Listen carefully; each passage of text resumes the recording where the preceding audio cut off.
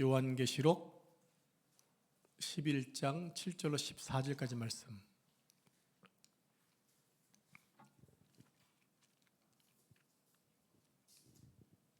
잔들시 말씀을 교독하겠습니다.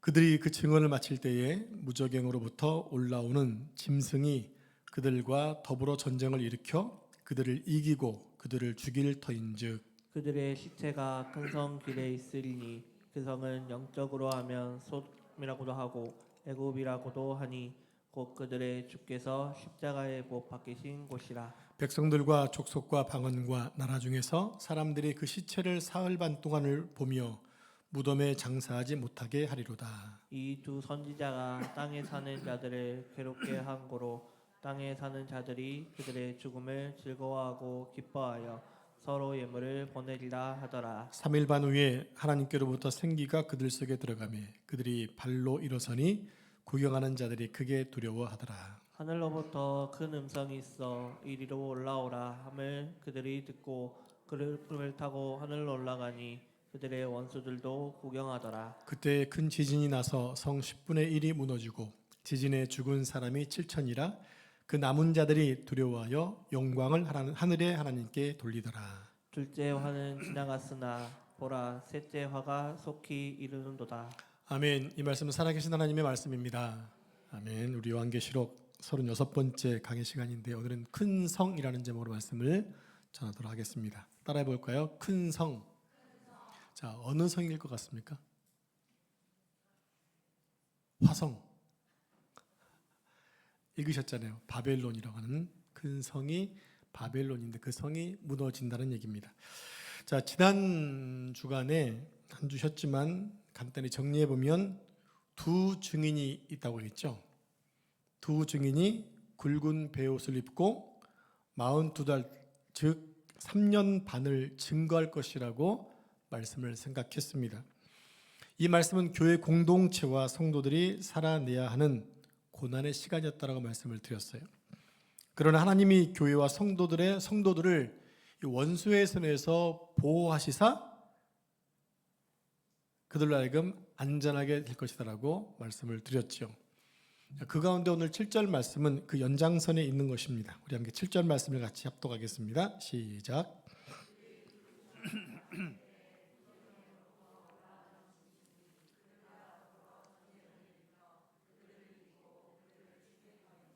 네, 여기에 좀 무저갱이라는 장소가 나옵니다. 무저갱 살펴봤지만 사탄이 결박된 장소를 말합니다.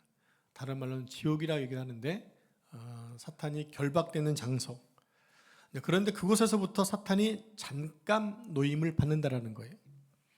잠깐 노임을 받고 그 사단이 올라와서 무엇을 대적하냐면 교회와 성도들을 대적하는 거예요. 우리가 여기서 한 가지 기억해야 할 것이 있습니다.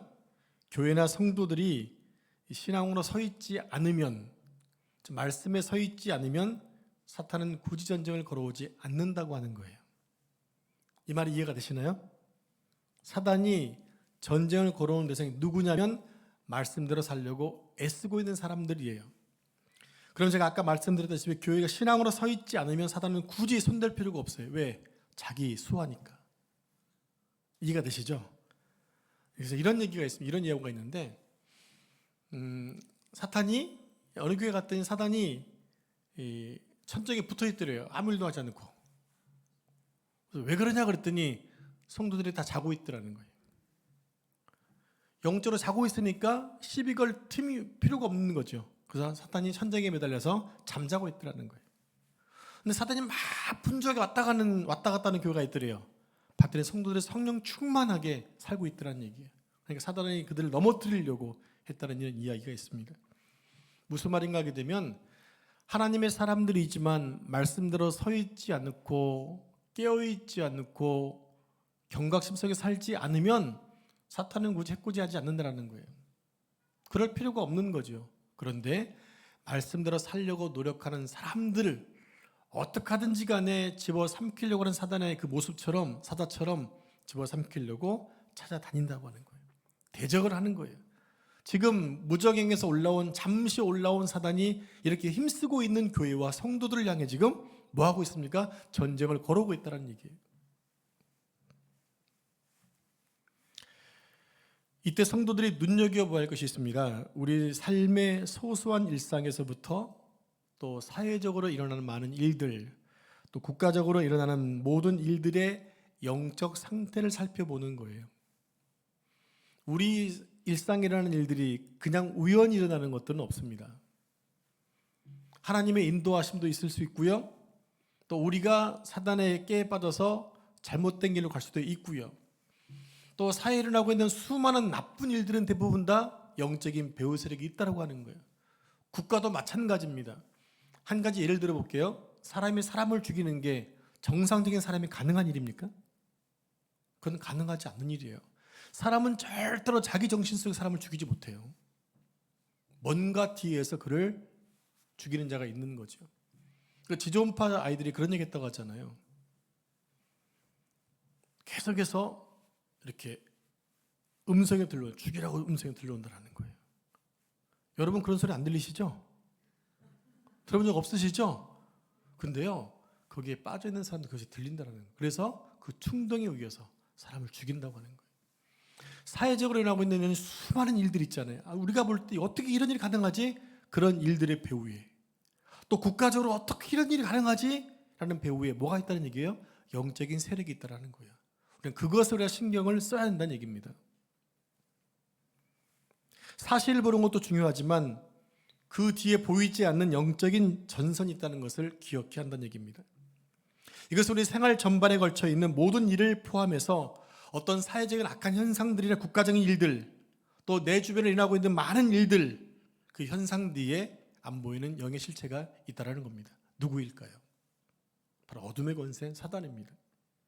사단은 교회나 성도가 그 삶의 현장에서 묵묵히 말씀에 순종하여 제 구실을 하고 순종하고 감당해낼 때 사단은 자꾸 우리에게 혼란을 주는 거예요. 어떻게 하느냐, 우리를 넘어뜨리려고 혼란을 주고 도전을 주고 우리를 계속해서 방해하는 작업들을 하고 있다는 얘기예요. 그러니까 우리는 어떻게 됩니까? 사단에게 넘어가지 않도록 깨어 있어야 되는 거예요. 깨어 있어야 되고 말씀에 서 있어야 되는 거예요. 성도는 당연히 그래야 되는 거 아닌가요? 그래야 되는 거죠. 이럴 때 뭐가 올 수 있다? 사탄의 유혹이 올 수 있지만 우리가 바로 그것을 깨달을 수 있기 때문에 넘어지지 않는다라고 하는 거예요. 자, 우리 7절 마지막 부분을 볼까요? 7절 마지막 부분에 보면 그들과 더불어 전쟁을 일으켜 그들을 이기고 그들을 죽일 터인즉, 이 말씀 보면 무적에게서 올라온 짐승이 전쟁을 일으켜서 성도와 교회를 이기는 것처럼 보여진다라는 거예요. 실제로 우리가 사는 세상에 그런 현상들이 벌어지고 있습니다. 여러분 성도들은요, 일상이나 일터와 사업의 현장에서 이런 전쟁을 절실하게 느끼고 있잖아요. 우리가 말씀과 상관없이 세상과 조금만 타협하면, 조금만 양보하면 뭐 승진하는 거 쉬울 수 있어요. 눈 감으면 돼요. 눈 감으면. 한 번만 눈 감아주면 되는 거예요. 한 번만 타협하면 되는 거예요. 그런데 못해요. 왜? 그리스도가 내 안에 있기 때문에 그것이 쉽지 않은 거예요. 여러분 거짓말하기 여러분 어렵죠? 지금 세 분만 끄덕끄덕 하셨어요. 나머지는 늘 그냥. 여러분 거짓말하는 것이 여러분 부담스럽죠? 저 오늘 이런 일이 있었습니다. 제 승용차가 아반떼 승용차가 있는데 이게 참 차가 많이 망가져가지고 이제 자차로 좀 수리하려고 하는데 또 물어보잖아요. 어디서 사고 났습니까? 이거 딸내미가 다 해먹었거든요. 그래서 이거 우리가 딸이 언제 했으면, 근데 제가 날짜가 정확히 기억이 안 나는 거예요. 그러니까 그냥 대충 이렇게 얘기했는데 뒤에서 한솔 카센터 부자 사장님들이 그거 있죠, 이렇게 얘기하셔도 돼요. 그냥 거짓말 하셔도 돼요. 그분이 거짓말하는 이유가 저한테 도움을 주기 위한 걸까 아닐까요? 도움을 주기 위함이에요. 근데 저는 그 얘기를 거짓말하려면 계속 또 머리를 또 써야 되잖아요. 여러분 진실 얘기할 때는 머리를 안 써도 돼요. 있는 대로 얘기하면 되니까. 근데 거짓말하려면 계속해서 거짓말을 창출해야 되는 거예요. 그게 싫은 거예요. 그래서 진실로 다 얘기했죠. 그러니까 마음에 부담이 없는 거예요. 근데 거짓말을 하려니까 자꾸 부담이 되는 거죠. 왜? 들통나면 어떻게 하려나. 그런 일이 생겨나는 거예요. 이런 일들이 우리 주변에 언제든 있을 수 있다는 얘기예요. 한 번 눈 감으면 돼요. 한 번 눈 감으면. 여러분 한 번 눈 감은 적 많이 있으시죠? 두 눈 감으셨나? 그런 일이 있을 수 있다는, 여러분 이제 그런 것들을 하게 되면 여러분 불편하셔야 돼요. 불편하고 내가 한 번 혼나고 지나는 게 낫지, 자꾸 한 번 눈 감고 넘어가도 잘 되면 계속 눈을 감아요. 그럼 내가 어느 순간에 나는 그리스도가 아닌 거예요. 내 안에 영이 사라져버리게 되는 거예요. 내 안에 그리스도 영이 살아있기 때문에 거짓말하는 게 힘들고 죄짓는 게 불편해 되는 거예요. 그게 정상적인 모습이에요. 하나님은 그것을 기뻐하세요. 순간적으로 손해를 볼 수 있지만 실은 그게 손해인 거야? 정당한 거죠. 내가 잘못한 것은 보상이니까 손해가 아닌 거지요. 그런데 손해보지 않으려고 계속 거짓말 타협하다 보게 되면 우리는 언제나 그것을 타고 넘어가기가 너무 쉬워져요. 불법을 행하는 게 너무 쉬워진다고요. 그러면 안 된다는 것입니다. 그래서 우리는 일터에서도 또 사회에서도 왕따로 취급받기도 하다가 그냥 이름도 없이 사라져버리는 경우들이 있죠. 무슨 얘기냐? 마치 실패한 것처럼 느껴질 수 있다는 거예요. 무저갱에서 사탄이 올라와서, 노인받아 올라와서 하나님의 말씀을 붙잡고 순종하는 순수한 그리스도인들에게 시비를 걸어서 그들을 이기는 것처럼 보여지지만 그것은 이기는 게 아니고 믿는 자가 피하는 게 아니더라는 거예요. 자, 8절 말씀 같이 합독 할까요? 8절. 자, 시작. 그들의 시체가 큰 성길에 있으리니 그 성은 영적으로 하면 소돔이라고도 하고 애굽이라고도 하니. 자, 큰 성이 영적으로 두 개로 좀 묘사되고 있는데 하나는 소돔과 하나는 애굽입니다. 소돔은 소돔과 고모라의 대표적인 이름이죠. 이 소돔과 애굽이라고 표현되는 큰 성의 길바닥에 시체들이 지금 널려 있습니다.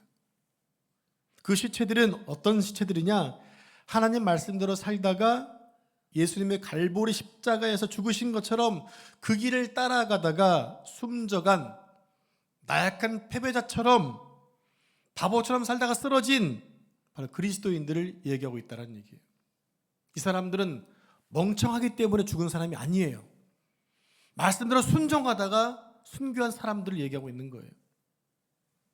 8절에 보면 큰 성과 관련돼서 첫 번째 묘사인 소돔을 볼 때 가장 먼저 떠오르는 단어가 뭡니까? 여러분 소돔성 하면 딱 떠오르는 이미지가 뭐예요? 음행이죠. 음란 음행이라고요. 소돔성은 동성애 때문에 망한 지역이지 않습니까? 그러니까 소돔과 고모라는 간단하게 음행을 상징적으로 보여주는 도시다라고 하는 거죠. 그런데 성경에서 음행을 얘기할 때가 많이 있어요. 그것은 도덕적 윤리적으로 불순한 관계가 아니라 하나님보다 다른 것들을 더 사랑하는 것을 말해요. 그래서 우상 숭배하는 것 하나님 볼 때 계속해서 이렇게 아주 이상한 좀 자극적인 얘기로 쓰고 있잖아요. 뭐 오홀리바와 오홀리바 한 자매가 있는데 뭐 어떻게 해서 뭐 나오잖아요. 이게 지금 뭘 얘기하고 있냐면 사마리아와 유다가 마치 여인이 계속 욕을 당하는 것처럼 이렇게 보여주고 있어요. 음란했다는 얘기거든요. 호세아서를 보게 되면 이스라엘의 범죄에서 망하는 것이 마치 음란한 여인처럼 고멜을 데리고 와 이렇게 표현하고 있는 것처럼 은행을 상징할 때 그것은 뭘 얘기하고 있느냐? 하나님을 떠나 우상을 섬기는 것들을 말해주고 있다는 얘기예요. 즉 하나님보다 우선순위에 놓고 더 사랑하는 존재들, 삶의 가치들이 바로 음행으로 표현되고 있다는 것입니다. 그런데 오늘날 우리 그리스도인들도 많은 대상들로 인하여 얼마든지 음행할 수 있다는 사실을 보여주고 있습니다. 그러니까 이것은 나와 전혀 상관없는 일이 아니라고 하는 거예요. 오늘 우리의 삶에는 하나님보다 더 우선적 가치를 두고 살아가는 것들이 많이 있잖아요. 제가 올 한해 여러분들에게 주었던 큰 과제가 두 가지가 있어요. 하나는 성경을 열심히 읽자. 진짜 많은 사람이 열심히 읽고 있더라고요. 뭐 초반부라서 그런 거잖아요. 초반부 좀만 더 하면 금방 연말 올 거니까 잘 될 줄 믿고요. 한 가지는 또 하나, 예배를 한 번 더 드리자. 일주일 가운데 드렸던 예배를 한 번 더 드렸으면 좋겠다는 얘기 했는데 물론 순종하는 분들이 계세요. 뭐 청년부에서도 이제 청년부 안 나왔던 친구인데 주일 예배, 직장이니까 주일 예배를 드리고 청년 예배 드리겠다. 목사님이 올 한해 예배 한번 더 드리라고 했으니까 자기는 청년 예배 드리겠다고 한 친구가 나오고 있어요. 제가 볼 때 마음에 기쁨이 있어요. 이 중에서도 지금 예배 한번 더 드리려고 오신 분도 계세요. 감사해요. 근데 많은 분들이 관심 별로 없어 하잖아요. 뭘 나오시는 분들은 어떻게 해야 될까요? 그래서 어떻게 해야 될까요? 혼나기만 해요? 대신 혼나는 거죠. 맨날 혼나는 게 맨날 보는 사람은 혼나잖아요. 혼날 사람은 안 오고 있는데 맨날 오는 사람은 혼나고 있는 거야. 좀 억울하죠.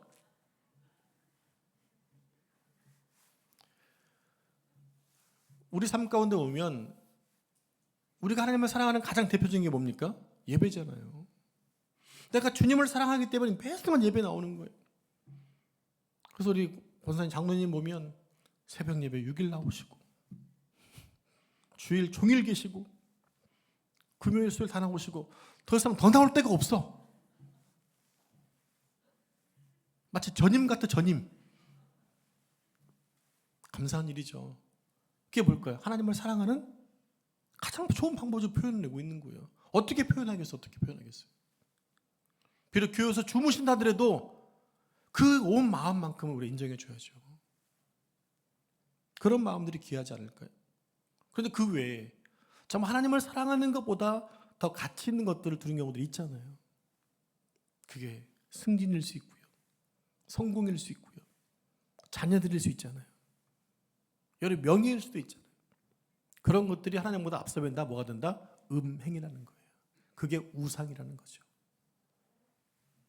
다른 하나는 애굽입니다.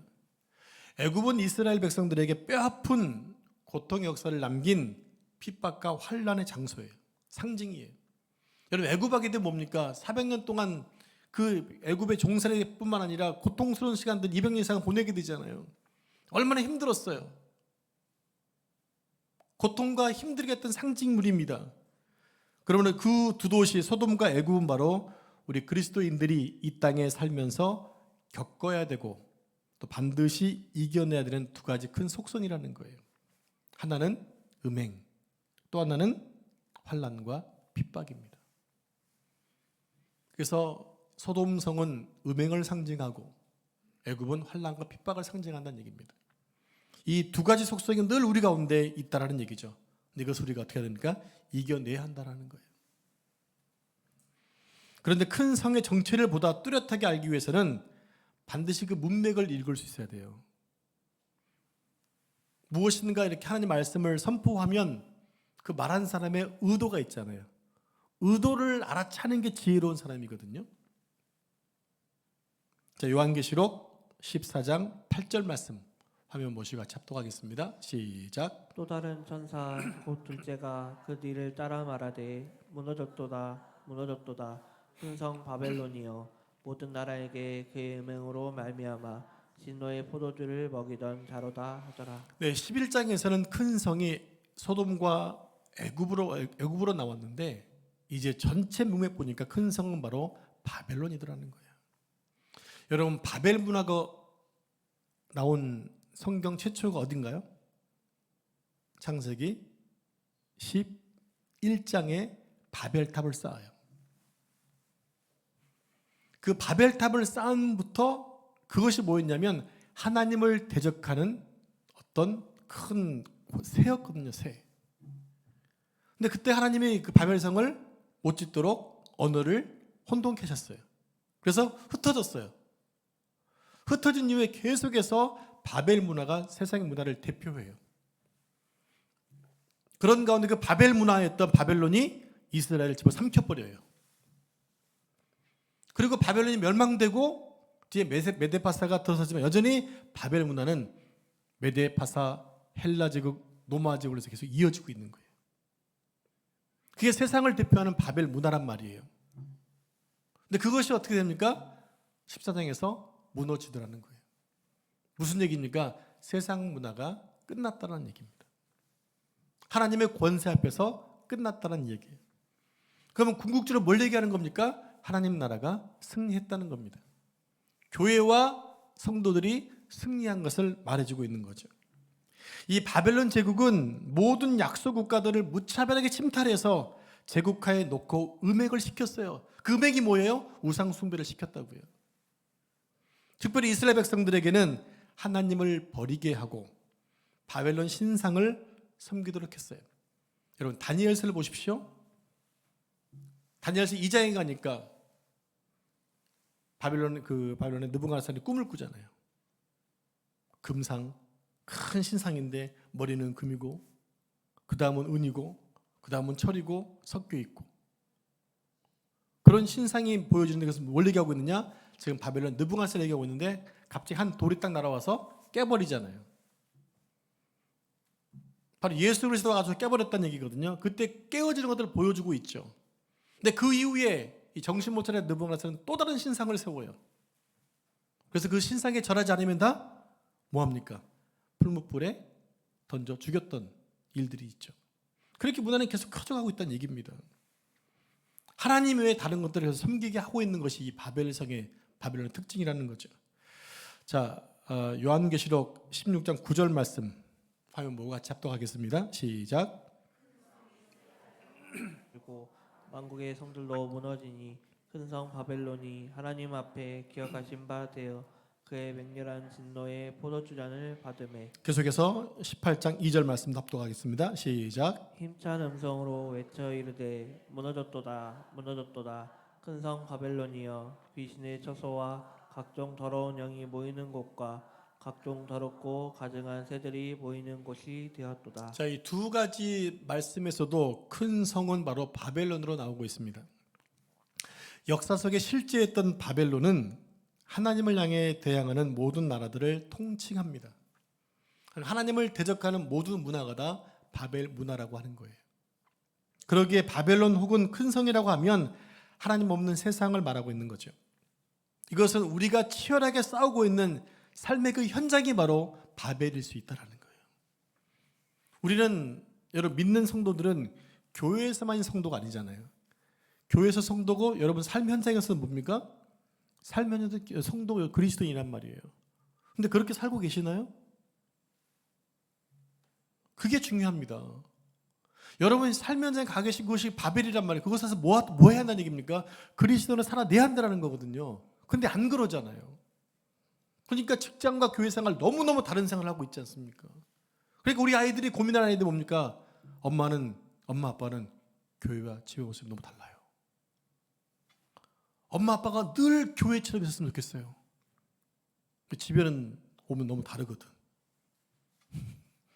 교회에서는 거룩한 척하고 부드럽고 온유한데 집에 오면 아주 그냥 날카롭게 그냥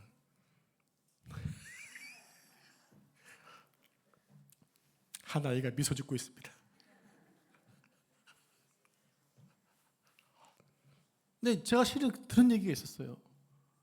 이분은 정말 교회에서 누구한테나 존중받는 분이었어요. 근데 그 아이가 뭐라고 얘기했냐면요. 우리 엄마는 이중인격자라고 얘기했어요.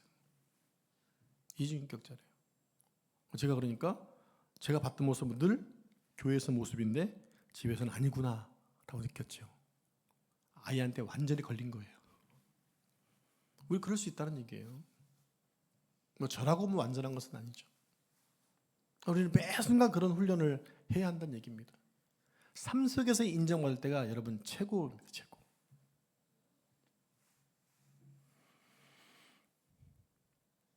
하나님이 없는 곳, 그것이 바벨인데 우리는 늘 바벨과의 싸움터 현장에 있다는 거예요. 여러분 실은 교회 안에 있는 것보다 밖에 있는 시간이 훨씬 더 많잖아요. 우리 아이들이 168분의 1시간을 살고 있는데 그 아이들이 168분의 일주일 가운데 1시간 교회에서 예배드리는 거 가지고 어떻게 믿음으로 할 수 있겠냐고요. 현장이 훨씬 더 많잖아요. 학교 시간도 많고 학원 시간이 많잖아요. 거기서 애들이 말씀을 접할 기회가 없잖아요. 그러니까 넘어가는 건 당연한 거죠. 그리고 교회 선생님이 너무 중요한 사명을 맡고 있다는 것이에요. 우리 또한 마찬가지입니다. 우리 홍 권사님 뭐 새벽 나오시고 일주일 나오시고 하면 총 합치면 그래도 한 주에 168분에 최소한 것도 160분에 10분 되겠죠? 그 나머지 시간은 그러니까 우리가 매 순간 시간이 있을 때마다 말씀을 듣고 훈련하는 시간이 필요하다는 거예요. 그래도 세상을 이기기 어려운데 그거 1시간 오는 거로 끝내놓고 여러분 팔자 적혀 있다면 심각한 거 아닐까요? 근데 대부분 그런 분들 그거 심각하면서 모르고 있다는 얘기예요. 그런데 그들이 예수 그리스도를 십자가에 못 박아 죽이는 짓을 했다고 하는 거예요. 이 바벨론 사람들이. 설상가상으로 바벨론은 십자가의 길을 따르다가 큰 성의 길바닥에 시체가 되어 널브러져 있는 순교한 사람의 시체를 거두지 않아요. 놔둬버리는 거예요. 못 거두게 합니다. 여러분, 유대인들 풍습 가운데 제일 경멸스러운 저주가 뭐냐면요, 죽은 그대로 방치해버리는 거예요. 그러면은 어떻게 됩니까? 들짐승이 시신을 훼손하고 공중의 새가 시신을 훼손하는 거예요. 여러분, 사람은 흙으로 젖었기 때문에 흙으로 가는 게 가장 존중받는 거예요. 그 사람의 존중은 뭐냐? 마지막 죽음을 잘 치러주는 게 존중하는 거예요. 인간으로서의 모습이죠. 그냥 땅에 묻히는 게 가장 좋은 대접이라는 얘기죠. 그런데 그냥 길거리에 널린 채 못 묻도록 놔둬 방치해버린 거죠. 썩어버리든지 짐승의 밥이 되든지 그렇게 하라는 것이었어요. 그러니까 바보처럼 말씀만 붙잡고 손해보고 그렇게 살다간 그리스도인들을 세상 사람들이 마지막까지 능멸하고 있다는 얘기입니다. 여러분, 세상 사람들은요, 불교, 유교 이런 사람들에게 별로 시비를 걸지 않아요. 세상은 신기하게도 이 기독교에만 아주 그냥 무차별을 그냥 공격을 가하잖아요. 하나님의 영이 없는 사람들은요, 기독교에 대해서 기본적으로 그냥 싫은 겁니다. 왜냐하면 자기들과 다르거든요. 시샘하는 거예요. 질투하는 거예요. 뭔가 우리가 갖고 있지 않은 뭔가 갖고 있으니까 그래서 믿기는 싫고 그러니까 그냥 계속 싫어하는 거예요. 그래서 우리들은 믿는 사람들은 안 믿는 사람에게 미움받는 거 당연한 거예요. 그래서 두려워할 필요가 없어요. 여러분, 가진 사람이 시샘합니까? 없는 사람이 시샘합니까? 그죠? 없는 사람이 시샘하는 거예요. 가진 사람, 채워진 사람은요, 신경 쓰지 않아요. 만족하거든요. 언제나 불평하는 사람들, 시샘하는 사람은 뭔지 압니까? 없는 거예요. 부족한 거예요. 그러니까 질투하고 하는 거예요. 근데 있는 사람은 시기 질투하지 않아요. 모자란 게 없거든요. 우리 믿는 자에게는 영적인 걸 그리스도의 영이 채워져 있으니까 시샘할 게 없어요. 근데 안 믿는 사람들, 그게 안 보이고 모르니까 믿기는 싫은데, 하긴 싫은데 그냥 계속 미워하는 거죠. 여러분 성도님들이 어디 있든지 간에 왜 나를 미워하지? 그럴 때마다 느끼세요. 내 안에 주님 때문에 내가 미움받고 있는 거야 라고 그러시면 됩니다. 여러분, 세상 사람에게 여러분 굳이 잘 볼 필요 없으세요. 여러분 그냥 말씀 가진 대로 사시면 되는 거예요. 잘 볼 필요 없는 거예요. 그냥 사시면 돼, 말씀대로. 여러분, 교회가 세상에 인기 끌려고 하니까 교회가 점점 문제가 생겨지는 거예요. 교회는 교회 공동체로서의 순수성 맡고 있으면 무너지지 않아요. 그게 최선이에요. 근데 계속 담을 낮추고 있어요. 그래야 들어온다라고. 아니요, 들어와서 뭐 했는데요. 교회는 변질만 됐어요. 변질만. 우리는 있는 그대로만 가지고 있어서 충분하게 세상을 변화시킬 수 있단 말이죠. 왜입니까? 빛과 소금이니까. 이제 본문 10절 말씀을 같이 합독하겠습니다. 시작. 저들을 괴롭게 한 거로 땅에 사는 자들이 그들의 죽음을 즐거워하고 기뻐하여 서로 예물을 보내리라 하더라. 네, 여기서 땅에 사는 자들은 하나님의 영이 없는 사람들을 말합니다. 하나님의 영이 없는 사람들. 우리가 진심으로 하나님의 말씀을 붙잡고 일상에서 제대로 살기 시작하면 하나님의 영이 없는 사람들이 괴로워하기 시작을 해요. 우리 그리스도인들이 말씀을 붙잡고 바벨론에 들어가서 제대로 살기 시작하면 세상 사람들은 짜증을 내고 나중에 성질을 부리는 거예요. 자기들과 존재가 다르기 때문에 시샘하는 거죠. 그런데 그 사람들이요, 자신들이 망하는 줄도 모르고 자신들끼리 선물을 주고받는다고 말하고 있어요. 어리석은 거죠. 하나님을 모르는 사람들의 한계입니다. 본문 11절 말씀, 하나님 어떻게 반전시키는 걸 보겠습니다. 11절 말씀을 작동하겠습니다. 시작. 3일 반 후에 하나님께로부터 생기가 그들 속에 들어가매 그들이 발로 일어나 서니 구경하는 자들이 크게 두려워하더라. 네, 이 구절을 보면 마치 에스겔 37장에 마른 뼈에게 생기가 임하고 있는 모습을 보여주고 있습니다. 연상할 수 있습니다. 마른 뼈에게 하나님의 생기가 들어가니까 마른 뼈들이 살아나서 하나님의 군대가 됩니다. 마르고 앙상한 뼈만 남은 존재들, 소생의 가능성이 전혀 없는 마른 뼈들을 향해서 하나님의 생기가 들어가게 되자 이 뼈들이 일어나서 거대한 하나님의 군대가 되어진다는 얘기예요. 망한 것 같고 실패한 것 같고 다 끝난 것 같은 그 처절한 삶의 현장에 영적인 반전, 영적인 부흥이 일어나고 있다는 겁니다. 이런 기적이 오늘 우리 삶의 현장에도 재현되는데 그 일은 먼 날의 얘기가 아니라 곧 다가오고 있다는 얘기예요. 곧 다가오고 있다. 바로 오늘 절망의 자리, 피눈물의 자리, 끝났다고 생각되는 그 자리에서 어마어마한 복의 부활이 기다리고 있다는 얘기예요. 우리 지난주에 생각했잖아요. 우리 목표가 어디다? 우리의 최종 목표지가 어디다? 하나님 보좌 앞이라고 말씀드렸잖아요. 그날이 언제 올 것 같아요? 곧 올 것 같지 않습니까? 제가 좋아하는 노래하는 어부들이라는 찬양팀이 있어요. 듀엣이 있는데 고돌이라 고돌이라, 잘못 들으면 고돌이로 알아들어요. 제가 가사를 못 봤을 때는 고돌이로 들리더라고. 근데 곧 오리라는 거예요. 누가 오신다고요? 주님이 오신다라는 거예요. 우리는 그날을 소망하면서 하루하루를 살아내야 되는 거예요. 여러분, 그날을 고대한다면 그 삶이 피곤할까요? 아니면 기대됨 때문에 여러분 흥분될까요? 흥분돼야죠. 흥분돼야죠. 여러분, 요즘 성경 열심히 읽고 계시죠? 아마 2월달 되면 저쪽에 지금 100명은 읽을 것 같아요. 100명은 읽을 것 같아요. 분위기상 지금 그러고 있습니다. 지금. 왜 최 권사님 왜 희망이 있으시죠? 어제 제가 이정수 권사님 신방을 갔는데 뭐냐면 작년 석직사님 작년 7월달에 필사를 끝내셨는데 올 6월달이면 또 끝날 것 같다는 거예요. 이분 봤더니 화목 월 수 금은 직장 출근하셔가지고 3시간 동안 성경책 보고 계신데요. 할 일이 별로 없으니까 성경책만 보고 계시더라는 거예요. 그러니까 몇십 장씩 읽는 거예요, 성경을. 그냥 그분이 실은 2019년도에 9독을 했거든요. 최고 많이 읽으셨어요. 근데 제가 알기로 우리 교회에서 최고 많이 읽으신 분이 김장동님인 것 같고 21독 하셨으니까 놀랍죠. 몇 년 만에. 여러분, 말씀 읽는 게 재밌지 않으세요? 진짜 없던데. 여러분, 재밌어야 돼요. 왜요? 내 믿음이 커가는 게 보여지거든요. 성경을 자주 이렇게 읽으시면요, 성경이 금방금방 깨져요. 근데 1년에 한 독도 중요하지만 한 독 읽으면 거리가 멀잖아요. 그러니까 3개월에 한 번씩만 읽으면요, 성경이 그냥 금방 깨질 거예요.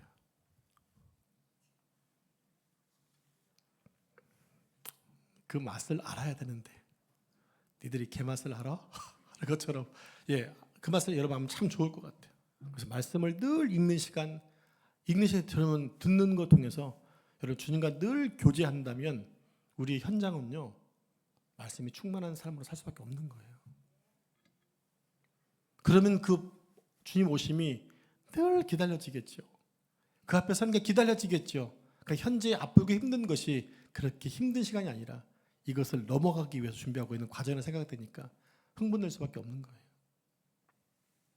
근데 그 기간이 얼마 있다고 말하고 있느냐? 성경 보니까 3일 반이라고 얘기하고 있네요. 3일 반. 즉 이 말은 앞으로 우리에게 3일 반이라는 짧은 잠깐의 환난과 고난이 있겠지만 3일 반만 지나면 그날이 온다 이 얘기입니다. 위로가 되잖아요.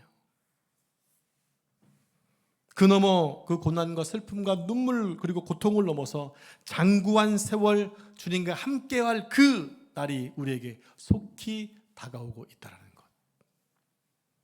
마지막으로 13절 말씀을 작동하겠습니다. 13절 시작. 그때 큰 지진이 나서 성 10분의 1이 무너지고 지진에 죽은 사람이 7천이라 그 남은 자들이 두려워하여 영광을 하늘의 하나님께 돌리더라. 여러분 성경에서 지진은 심판의 전형적인 표현이에요. 그래서 지진이 난다 할 때 뭐 여러분 마지막 현상에 지진이 있잖아요.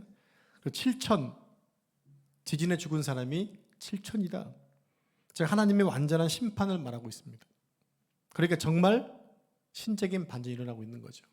하나님을 대적했던 사람들이 이기는 것처럼 보여졌지만 결국에 그들이 심판을 받고 멸망되어진다.